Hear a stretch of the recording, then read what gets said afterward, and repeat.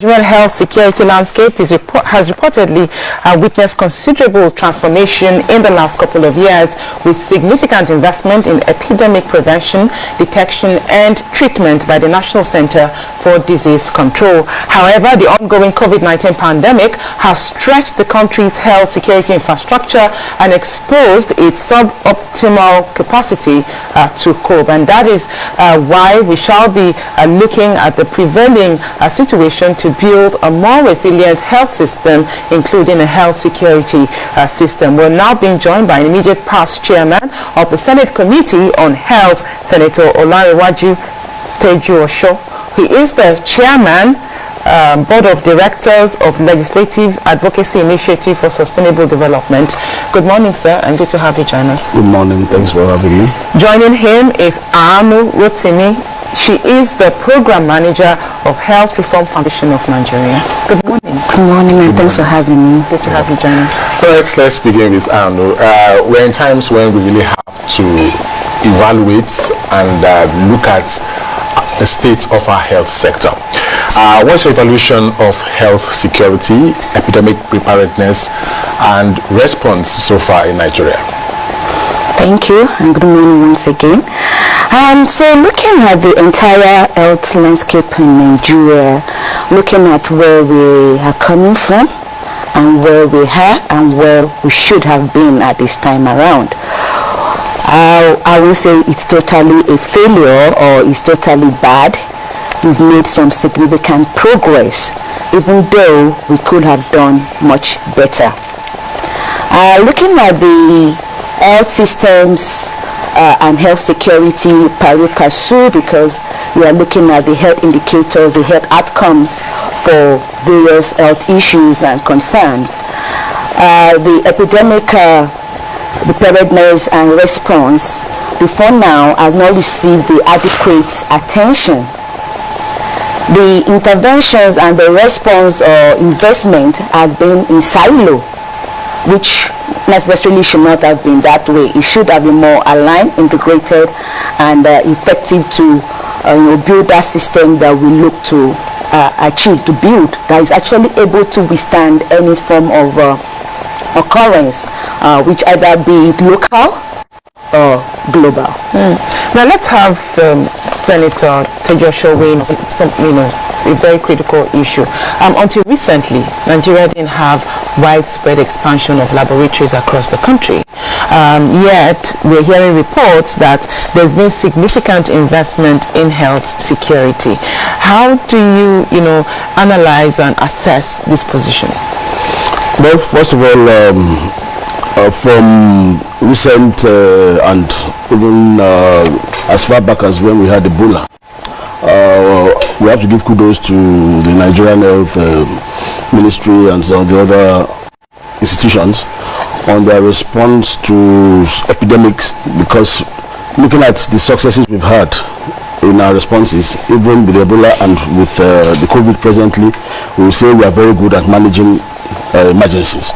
Of course, I would say COVID-19 is a blessing in disguise for Nigeria, because now everybody is interested in ensuring that the health sector improves.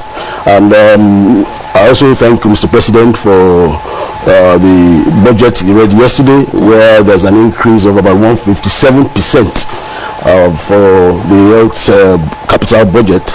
I believe if we can have the release of this, it will go a long way in improving our health sector.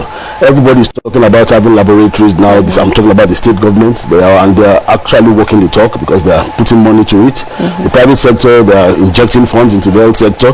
So I believe the tempo must continue, and if we can continue the way we are now, I think we will start singing a new song concerning our health sector. Okay, and give us a sense of what Nigeria's health security is like vis-a-vis concerns over inadequate funding to that sector. Okay, so looking at it from the trend, and especially taking us back to the era of Ebola, we really have to appreciate that the system was able to respond, and learn lessons from the Ebola. And we also have seen some significant changes. Even though we want more to happen in this space, we've seen the passage and establishment of the NCDC, right, which have given them in 2018, and there has been some level of investment in that area. Vis-a-vis with the health space, we have the National Strategic Development Plan 2. We actually gives direction to how health investment in Nigeria and how health programming should really be. Now, the issue will be how well have we actually implemented this. Now, when the health security space, we actually is a component of the entire health sector, which actually prevents, the country's ability to be able to prevent, detect, and promote epidemic response wherever way to secure all these epidemic issues across board. So if you look at that, we have what we call the National Action Plan for Health Security, which is actually from 2018 to 2022. The point will be, well, we've seen some investments within that area. We've seen the that resource mobilization. When you invest in terms of a domestic resource into health security, you will be able to get yourself right. Now, in there's been a series of what we call the joint external evaluation. We have the internal evaluation, which is actually a system whereby we are meant to report to WHO. Every country is actually bounded by the international health regulations. So looking at this trend and looking at this policy environment, we've realized that we've not actually given that priority. Now, where I'm going to bring out the issue of the Basic Healthcare Provision Fund in funding health security, which was actually a fund that was also meant to drive funding, to increase funding for health security in Nigeria and some components of it. But we've seen that in the recent times, based on the review of the Basic Healthcare Provision Fund manual, guideline rather, there's been the withdrawal of that fund from the NCT component. Well, not because there's been argument in terms of the funding should rather go to medical emergencies, and which it said that yes, health security and response is also part of health emergency. So, but looking at this vis-a-vis the health system, what we've actually had till now with health security is that there's been silo investment. For us to see adequate progression from what it is, where we are to where we should be, there needs to be synergy, because there's no way we can talk about health security or health system outside of each other. We've seen what has happened within COVID-19, whereby a lot of mothers, children can. What's the synergy? Synergy amongst institutions. I need to understand your point. Yes, so synergy between among institutions of government, various levels from federal to state down to local government. You see at the early stage of the response to COVID-19, you saw that the response was more at the national level, and then right now what we're having is there's fusing out to the state level for ownership and down to the local government, down to facility, down to community. So you realize that so that strong synergy, if we actually had that strong synergy from the onset, we realize that maybe right now the issue of community transmission that we are having we definitely might have been reduced. Then also we also want to see where policies are actually integrated, where there are not areas of overlapping, there are better working relationship between necessary institutions of government and other stakeholders, professional associations that should be responding to work together. Senator Teddy, now what's your concern over the lack of budget line for epidemic preparedness at the sub-national level? She talked about a synergy, but this synergy wouldn't work without adequate funding, will it? Well, I mean, health has been on top of the burner for the past 6 months, and I believe we're handling an epidemic now. So all the funding from various sectors is channeled towards addressing this epidemic issue.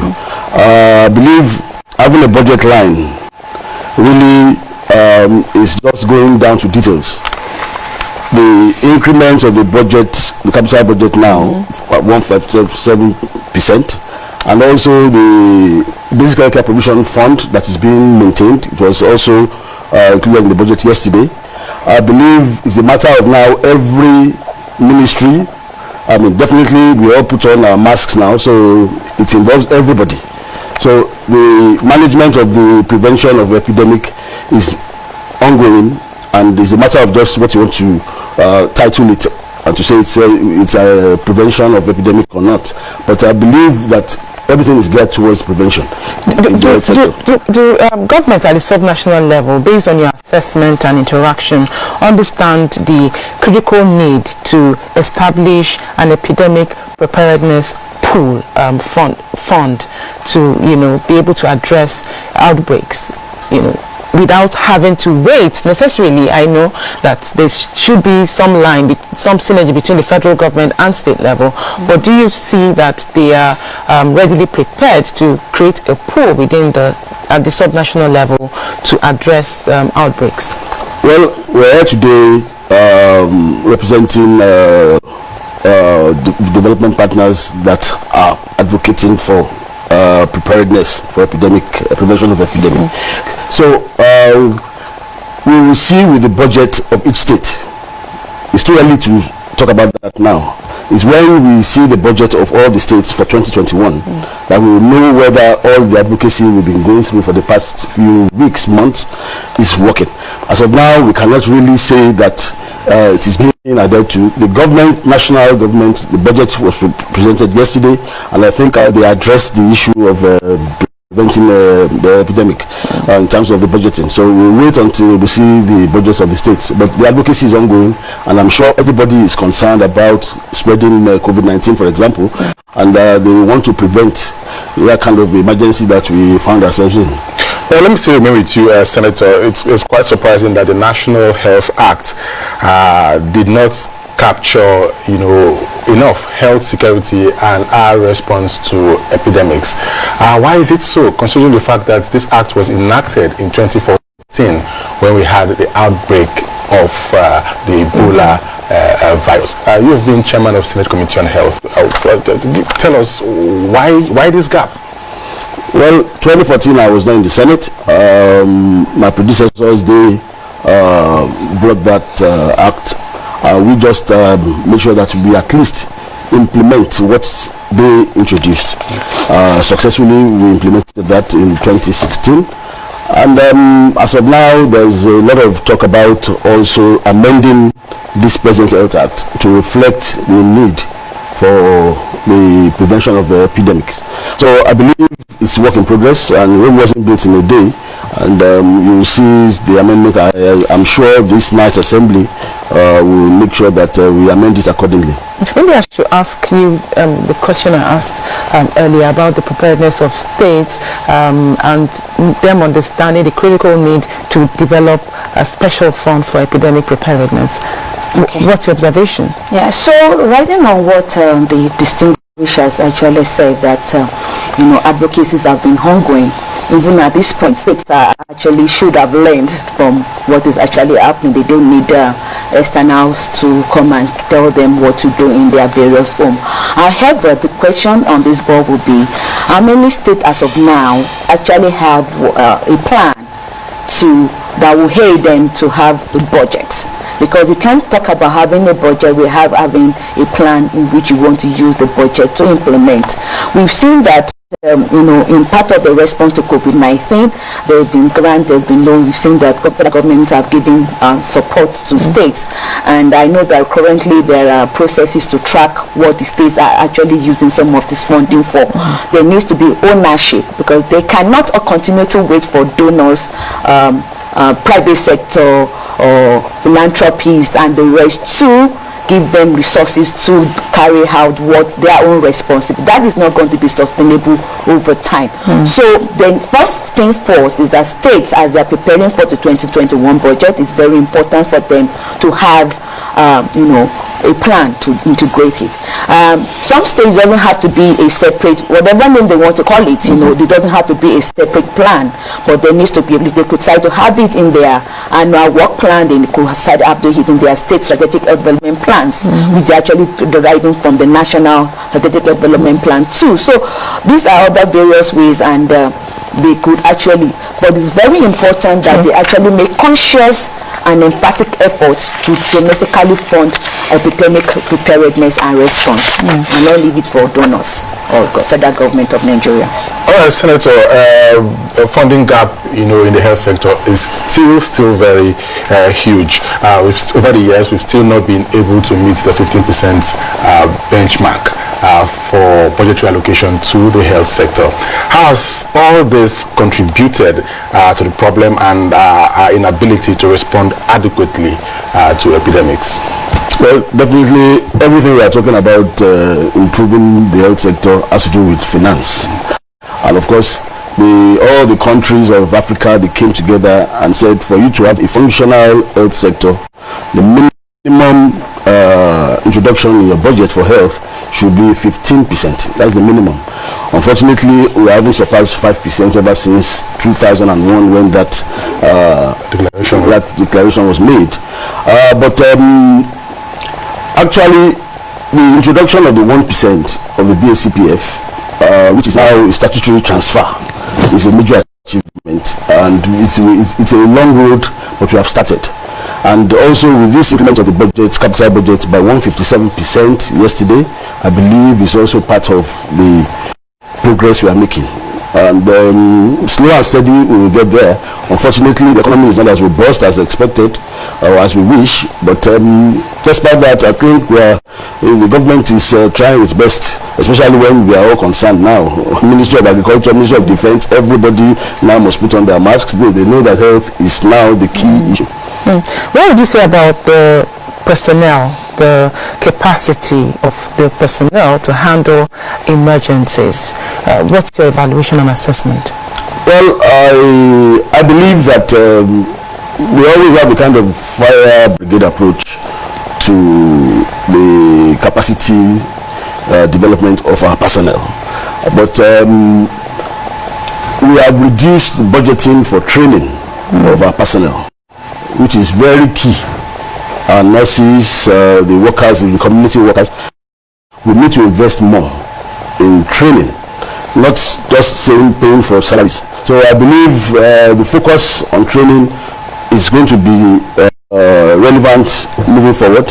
And I haven't seen the details of the budget, but I would like to believe that now the importance of training should reflect in the budgets that we are expecting to see the details. Okay, and we saw how the COVID-19 exposed a lot, you know, in the health sector.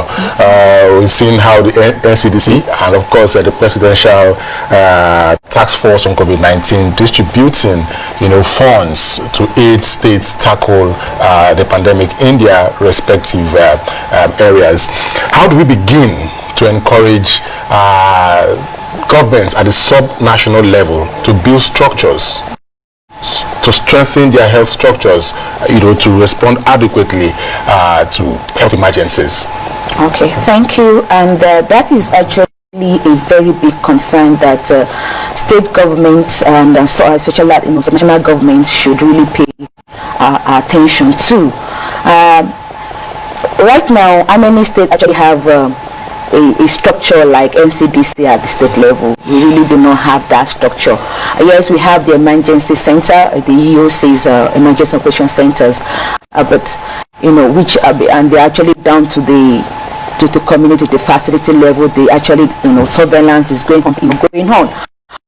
But in terms of actually having a state, because if you look at our space in Nigeria, we run the federal system. There is nobody that is a citizen of federal.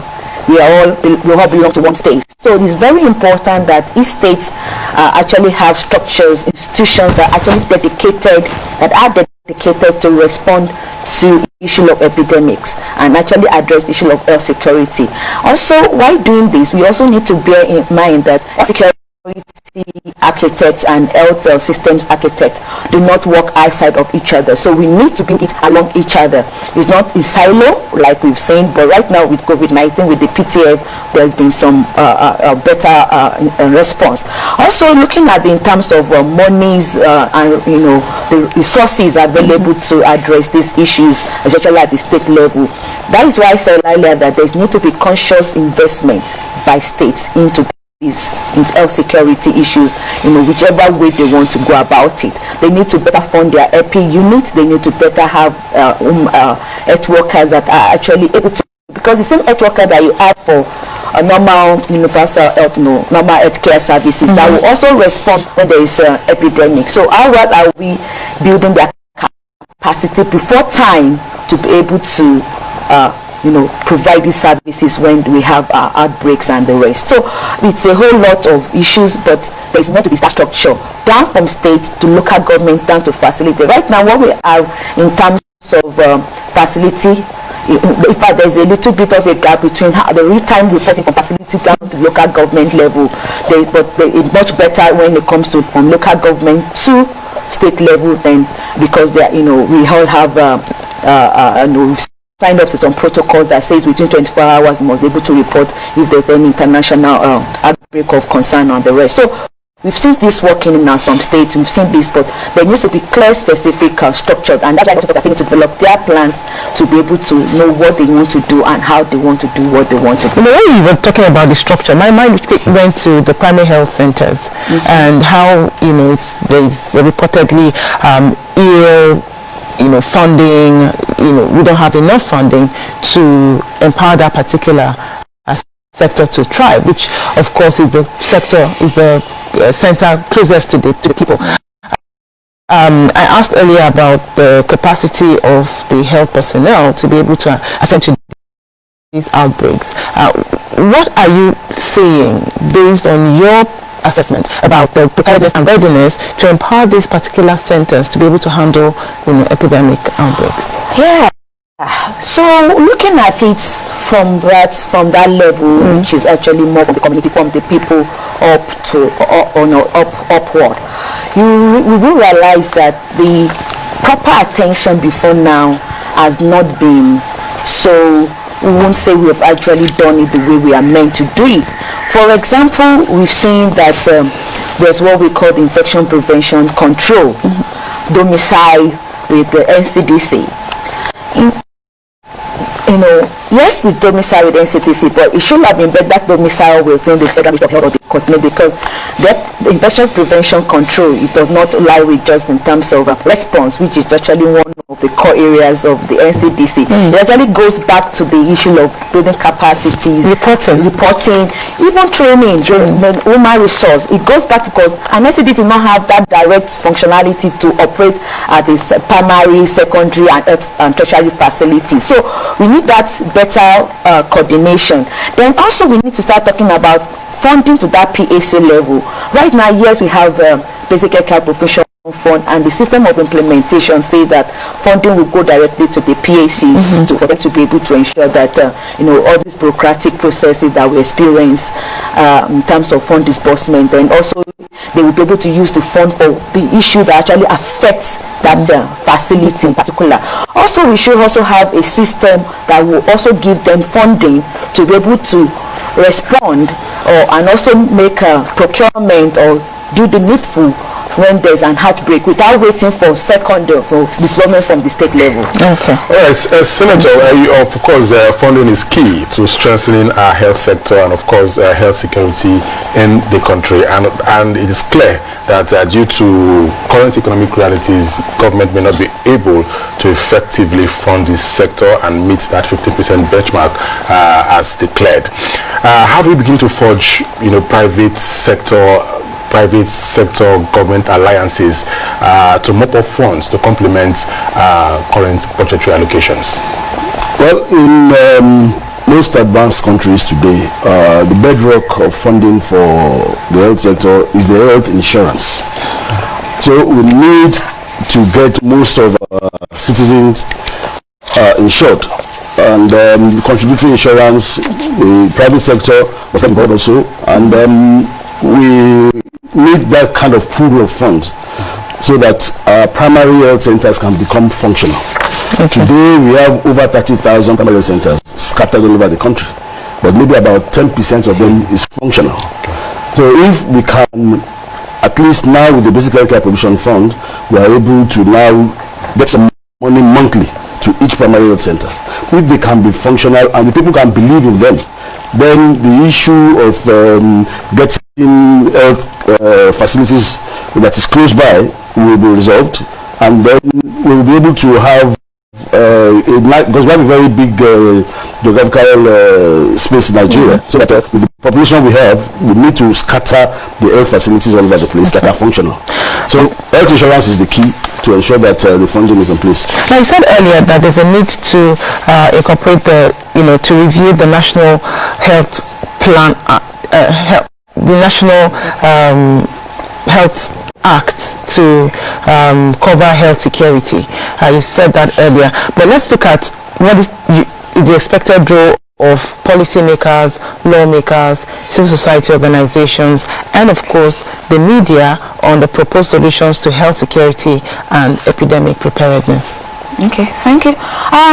Looking at the entire landscape and looking at the roles of various stakeholders, everyone has a key role to play. Executives have their role to ensure that they formulate policies, they develop guidelines and protocols that will implement laws. We have all these various laws. They need to ensure that they're well integrated, that coordination, and they implement it to time, and they properly invest. Now, nobody will go to thanks to them, the assembly that actually ensured that Basic Healthcare Provision Fund was in the budget. The executives didn't put it in initially. So these are kind of things that, so if you have made a plan, you will have a policy, costed policy, you also need to devise a way, and you have to be responsible to put it in your plan of actions and ensure that it enters the budget. And you also put mechanisms to track implementation and share information with the necessary stakeholders to take informed decision, evidence-based decisions. Legislators need to, as always, perform their own legislative function. I'm not able to talk, so I have the legislator here, so they need to be able to ensure that they perform their representation and oversight function very well. They need to hold the executive arm of government responsible and ask questions when necessary and ensure that this implementation. For civil societies, I can say that we've actually been supporting in terms of accountability, holding systems accountable to be able to deliver on some of these areas. So our role of media, they need to continue to share. Awareness is very important. People need to be informed that we have various policies and various actions that they can take in response. Okay, thank you so much. I'd like to thank both of you for this insightful analysis on the healthcare security in the country. An immediate past chairman of the Senate Committee on Health, Senator Olanrewaju Tejuosho, is the chairman, board of directors of Legislative Advocacy Initiative for Sustainable Development. Thank you so much for your perspectives. We also had the program manager of the Health Reform Foundation of Nigeria, Anu Rotimi. Thank you.